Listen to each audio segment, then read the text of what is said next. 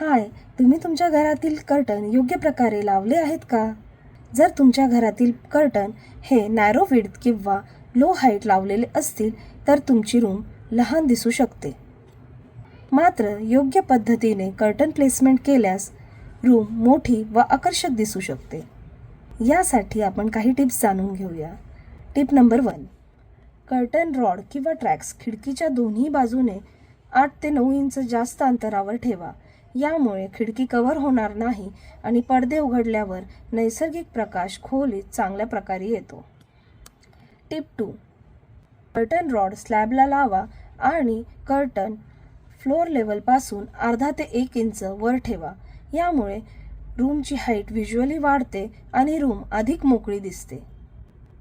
या साध्या बदलांमुळे तुमचे घर हॉटेलसारखे ओपन आणि लक्झरियस लुक देते.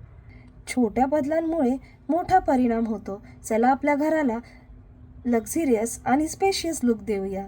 अशाच छोट्या छोट्या टिप्स जाणून घेण्यासाठी पेजला नक्की फॉलो करा आणि गरज वाटल्यास शेअरही करा.